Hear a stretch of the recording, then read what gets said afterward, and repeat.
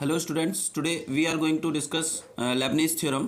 Leibniz theorem हम किसी भी क्वेश्चन में कैसे अप्लाई करते हैं उसको हम डिस्कस करेंगे। उससे पहले हम डिस्कस कर लेते हैं लेबनीज़ थ्योरम क्या होती है। तो लेबनीज़ थ्योरम क्या होती है और क्यों इसे यूज़ किया जाता है, किस केस में यूज़ किया जाता है, वो सब हम डिस्कस कर लेते हैं। तो लेबनीज़ थ्योरम क्या होती है, कहती है Leibniz theorem says that if u is the function of x and v is also function of x, then nth differentiation of u into v is equals to nc0 n time derivative of u into v as it is plus nc1 n minus 1 time differentiation of u into differentiation 1 time of v plus nc2 n minus 2 time differentiation of u into 2 time differentiation of v plus nc3 n minus 3 time differentiation of u into 3 time differentiation of v plus so on. If we proceed then proceeds in the same way. अगर हम इसी तरीके से proceed करते हैं तो nth term हमारी क्या होगी, ncn and u as it is और n minus 1 n time derivative of v। तो यहाँ पर आप देख सकते हैं कि यहाँ पर दो फंक्शंस की प्रोडक्ट है u और v और दोनों ही x के फंक्शन है। जब हम दो x के फंक्शन की प्रोडक्ट का n टाइम डिफरेंशिएशन करते हैं तो लेबनीज़ थ्योरम का यूज़ करेंगे। लेबनीज़ थ्योरम क्या कहती है कि ये जो रिजल्ट है थ्योरम का, जो फार्मूला है वो स्टार्ट होगा NC0 से। फर्स्ट टर्म में NC0 आएगा, सेकंड में NC1, फिर NC2, NC3 up to NCn तक जाएगा। नेक्स्ट फिर यहाँ पर एक टर्म n टाइम डेरिवेटिव से स्टार्ट होगा, u का डिफरेंशिएशन nth से स्टार्ट होगा n टाइम से, फिर नेक्स्ट टर्म में n माइनस 1 टाइम एक टाइम डिक्रीज हो जाएगा, फिर नेक्स्ट टर्म में n माइनस 2 उससे भी एक डिक्रीज हो जाएगा, फिर n माइनस 3 एंड लास्ट में फिर विदाउट डिफरेंशिएशन u हो जाएगा। मीन्स u का डिफरेंशिएशन लगातार n से स्टार्ट होकर डिक्रीज होता चला जाएगा और लास्ट में u विदाउट डेरिवेटिव रह जाएगा। एंड v का डिफरेंशिएशन आप देख रहे हैं, फर्स्ट टर्म में v का डिफरेंशिएशन नहीं हुआ है, v एज इट इज रहा है। फिर सेकंड टर्म में v का 1 टाइम डिफरेंशिएशन हुआ, मतलब जो फर्स्ट टर्म में आया था उसका डिफरेंशिएशन सेकंड टर्म में हो गया है। फिर सेकंड टर्म में जो आया उसका डिफरेंशिएशन थर्ड टर्म में आया और उस थर्ड टर्म में जो है उसका डिफरेंशिएशन फोर्थ टर्म में अगेन कर दिया। तो इस तरीके से यहाँ पर आप देख रहे हैं v का डिफरेंशिएशन लगातार इंक्रीज होता चला जा रहा है और लास्ट में v का n टाइम डिफरेंशिएशन आ जाएगा इंक्रीज होते होते। तो ये इस तरीके से हमें दो फंक्शंस u और v, अगर दो फंक्शंस की प्रोडक्ट है तो उसमें से एक को u कंसिडर करना है और दूसरे को v और ये फार्मूला अप्लाई कर देना है। बट यहाँ पर आपको ईजी रहेगा, आप अगर इस रूल का यूज़ करें तो आपको ईजी रहेगा कंसिडर करने में कि किसको u कंसिडर करें, किसको v, और टर्म ईजी हो जाए, एक्सप्रेशन ईजी बनेगी। तो उसके लिए आपको ध्यान रखना है कि जो भी v है उसके लिए क्या कंसिडरेशन रखनी है, always take v equals to of the form x to the power n। अगर v x to the power n की फॉर्म में है तो हमें उसे v कंसिडर करना है, क्योंकि जो दो की प्रोडक्ट में एक्सप्रेशन x की पावर n की फॉर्म में होगा उसमें हमें श्योर है कि उसका 2 बार 3 बार या 4 बार जाकर डिफरेंशिएशन 0 हो जाएगा अगर वो x की पावर की फॉर्म में है। तो हमें क्लियर हो जाएगा ये टर्म कहाँ पर टर्मिनेट होगी, यानी कि कहाँ पर जाकर 0 हो जाएगी, रुक जाएगी। जैसे कि अगर आपका एक्स स्क्वायर है और इंटू साइन एक्स है, x square into sine x है, तो आपको v किसे कंसिडर करना है, एक्स स्क्वायर को। क्यों? क्योंकि एक्स स्क्वायर का डिफरेंशिएशन यहाँ पर जब आप लिखेंगे तो x square as it is आएगा फर्स्ट टर्म में, सेकंड टर्म में एक्स स्क्वायर का डिफरेंशिएशन 2x हो जाएगा, थर्ड टर्म में एक्स अगेन डिफरेंशिएशन करेंगे, ये 2x जो टर्म है तो उसका 2 हो जाएगा और नेक्स्ट टर्म में 2 का डिफरेंशिएशन 0 हो जाएगा और 0 के बाद सारे टर्म 0 डिफरेंशिएशन का ऑफ 0 0 हो जाएगा, तो सारे टर्म 0 हो जाएगी, इसलिए no need to write the next terms. तो ये हमें क्लियर हो जाएगा कि हमें कहाँ तक इसे लिखना है। तो एक्सप्रेशन हमें पूरा लिखने की जरूरत नहीं पड़ेगी, टर्मिनेट कहाँ पर हो जाना है वो क्लियर हो जाएगा। तो आपको ये ध्यान रखना है कि v उसे कंसिडर करना है जो x की पावर n की फॉर्म में हो या जिसका डिफरेंशिएशन कुछ टाइम बाद 0 हो जाए, whose differentiation becomes zero at some time, after some time, कुछ टाइम बाद ये डिफरेंशिएशन जिसका 0 हो जाए उसे हम v कंसिडर कर रहे हैं और रिमेनिंग टर्म को हमें u कंसिडर करना है। अभी देखते हैं एक एग्जांपल के थ्रू इस बात को समझते हैं हम यहाँ पर। तो एग्जांपल एक यहाँ पर हम देख लेते हैं। Example, if y is equal to x square e to the power x, find yn means nth differentiation of y हमें फाइंड आउट करना है। तो करते हैं इसे सॉल्व जरा। तो यहाँ पर जब हमें n time differentiation of y find out करना है, it means yn find out करना है, तो nth डिफरेंशिएशन ऑफ किसके इक्वल होगा, x square e to the power x के। यहाँ पर अगर हम देखें तो दो टर्म्स की प्रोडक्ट है, तो दो टर्म की प्रोडक्ट में से सबसे पहले हमें ये डिसाइड करना होगा कि दो टर्म्स की प्रोडक्ट में से सबसे पहले हमें ये डिसाइड करना होगा कि v किसे कंसिडर किया जाए और u किसे कंसिडर किया जाए। तो यहाँ पर क्लियर हो रहा है कि यहाँ पर एक एक्सप्रेशन x की पावर की फॉर्म में एक्स स्क्वायर दिख रही है और इसका डिफरेंशिएशन कुछ टाइम बाद 0 हो जाने वाला है, तो इसी को हमें v कंसिडर करना और रिमेनिंग टर्म जो आपका है वो हमें u कंसिडर कर लेना है। अभी आप इसमें लेबनीज़ थ्योरम अप्लाई कर सकते हैं। तो लेबनीज़ थ्योरम आपको यहाँ पर क्या बोलती है, लेबनीज़ थ्योरम ये बोलती है कि फार्मूले के अकॉर्डिंग अगर आप यहाँ पर देखें ऊपर फार्मूला क्या कहता है यहाँ पर लेबनिज़ थ्योरम का, लेबनिज़ थ्योरम का फार्मूला ये कहता है कि आपको u जो लिया है उसका n टाइम डेरिवेटिव होगा, nc0 से स्टार्ट होगा ये फार्मूला। तो nc0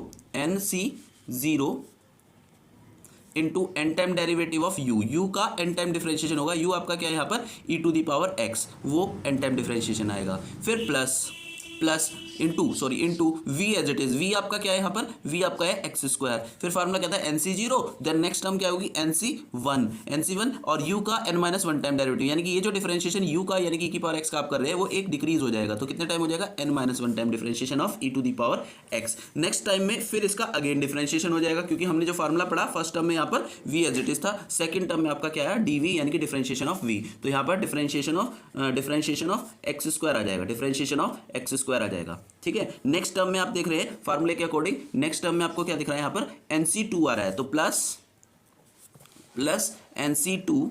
nc2 एंड फिर ये डिफरेंशिएशन एक और डिक्रीज हो जाएगा, यानी कि n-1 के बाद नेक्स्ट हो जाएगा 1 टाइम और डिक्रीज होंगे, तो n-2 time differentiation of u, that means e⁻x का n-1 time derivative into again differentiation of x square. तो second time differentiation of x square करेंगे तो आप देख सकते हैं यहाँ पर फर्स्ट टाइम करेंगे तो 2x आएगा, सेकंड टाइम करेंगे तो 2x का ही फिर से होगा, तो कितने टाइम डेरिवेटिव हो जाएगा, 2x का डिफरेंशिएशन होकर 2 आ जाएगा। और नेक्स्ट टर्म में अगर हम करेंगे तो वो टर्म आपकी सब 0 आ जाएंगी, क्योंकि 2x का डिफरेंशिएशन करने के बाद 2 आएगा यहाँ पर, और अगेन उसका डिफरेंशिएशन करना होगा नेक्स्ट टर्म में, तो 2 का डिफरेंशिएशन 0, तो सारी टर्म 0 आती चली जाएंगी, 0 के फिर सभी डेरिवेटिव 0 आएंगे डिफरेंशिएशन। तो अब यहाँ पर वैल्यू रख देते हैं। आप देख रहे हैं nc0 की वैल्यू हमने पढ़ा है, nc0 की वैल्यू होती है 1, n time derivative of e⁻x की जरूरत है। e⁻x का चाहे 1 टाइम डिफरेंशिएशन करो तो e⁻x रहता है, फिर उसका फिर अगेन डिफरेंशिएशन करो तो भी e⁻x रहता है। इसका मतलब n time derivative of e⁻x करेंगे तो वो भी e⁻x ही आएगा। तो ये वैल्यू e⁻x हो गई into x square, plus nc1 की वैल्यू क्या होती है, nc1 की वैल्यू n होती है, into n-1 time derivative e⁻x। e⁻x का डिफरेंशिएशन क्या होता है, e⁻x ये भी डिस्कस किया था, कितनी भी बार डिफरेंशिएशन कर लो। एक्स स्क्वायर का डिफरेंशिएशन अगर हम करेंगे तो यहाँ पर कितना आएगा 2x, ठीक है, प्लस यहाँ पर nc2 की वैल्यू क्या होती है n-1 अपॉन 2 फैक्टोरियल। यहाँ पर n-2 time differentiation of e⁻x आएगा, और e⁻x का तो कितनी बार डिफरेंशिएशन कर लो e⁻x ही रहेगा। नेक्स्ट फिर एक्स स्क्वायर का 2 टाइम डेरिवेटिव। तो यहाँ पर प्यारे बच्चों यहाँ पर हम एक्स स्क्वायर का एक बार डिफरेंशिएशन तो कर चुके हैं ये वाली एक्सप्रेशन से सॉल्व करके, अब इसका अगेन सेकंड टाइम डिफरेंशिएशन करना तो इसी का कर दो ना, तो इसका डिफरेंशिएशन करेंगे तो ये कितना आ जाएगा 2 आ जाएगा, और नेक्स्ट टर्म में फिर इसका डिफरेंशिएशन 0 हो जाने वाला है, तो टर्म्स लिखने की जरूरत नहीं है। इट मीन्स हमारा यहाँ पर एक्सप्रेशन क्या आ जाता है, अगर हम e⁻x कॉमन ले लें तो x square plus 2nx plus 2 से ये 2 कैंसिल n इंटू n-1, तो ये आप लोगों का आंसर आ जाना चाहिए।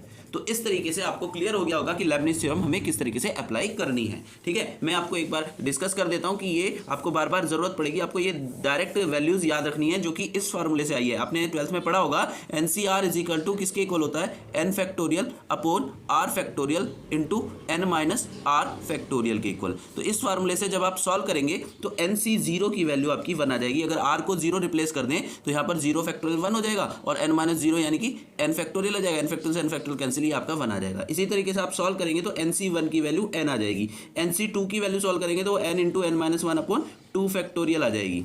इसी तरीके से 2 आ जाएगी, हाँ 2 फैक्टोरियल आ जाएगी। और अगर आप NC3 की वैल्यू सॉल्व करेंगे तो वो आपकी n-1 n-2 अपॉन 3 फैक्टोरियल आ जाएगी, सेम पैटर्न से। ठीक है, तो इसी तरीके से आप आगे प्रोसीड करके और भी वैल्यूज निकाल सकते हैं। लास्ट में NCN की वैल्यू जो है वो आपकी 1 हो जाएगी। तो ये आप यूज कर सकते हैं डायरेक्ट वैल्यूज फार्मूला अप्लाई करते समय। ठीक है, चलिए आगे एक और एग्जाम्पल इसका देख लेते हैं।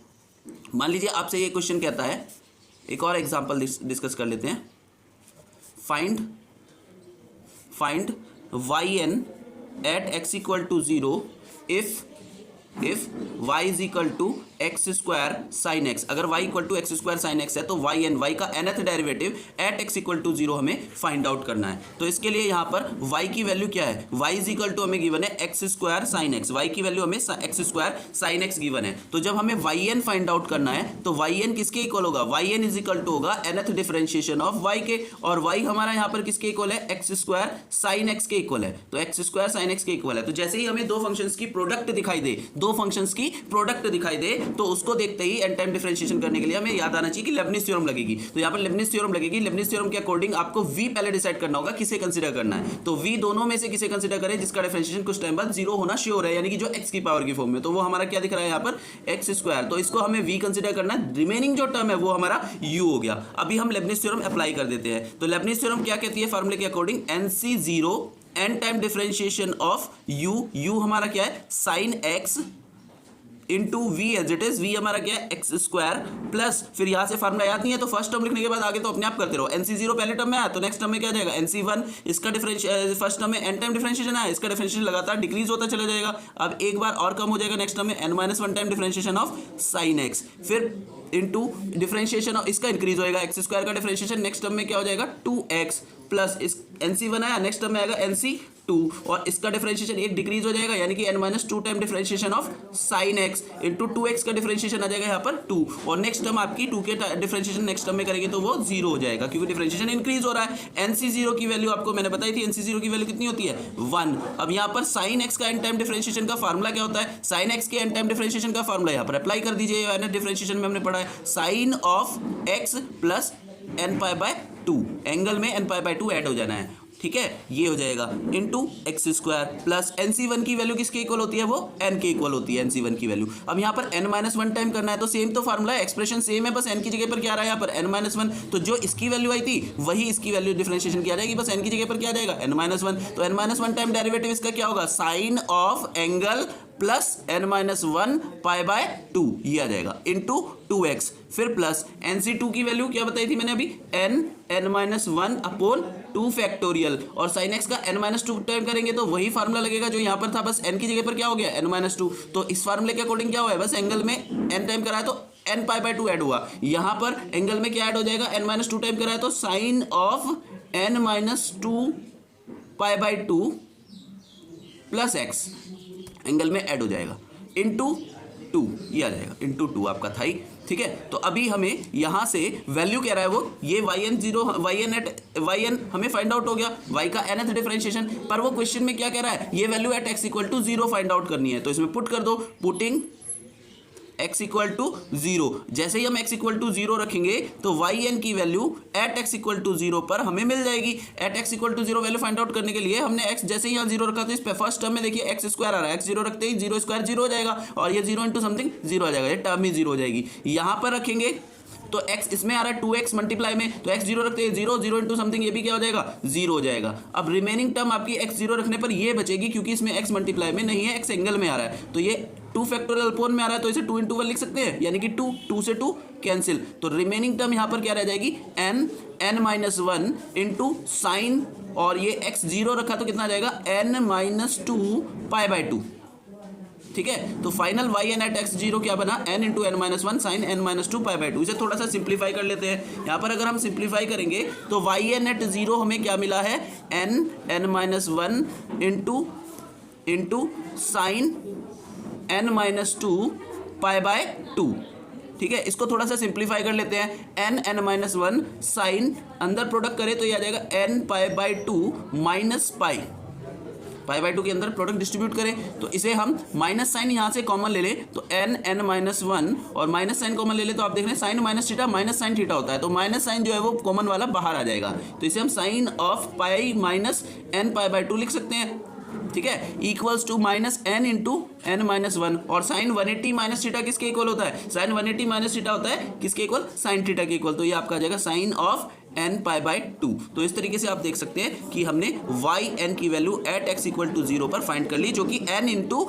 n-1 sine n π/2 find out हमें हो जाती है, ये हमारा आंसर हो जाएगा। तो अभी आप लोगों को लेबनीज थ्योरम अप्लाई करनी आ गई होगी मेरे हिसाब से, ये क्वेश्चन यूनिवर्सिटी एग्जाम में 2 मार्क्स में आया हुआ है, ठीक है। तो आज के लिए इतना ही, बाकी फिर नेक्स्ट लेक्चर में हम डिस्कस करेंगे।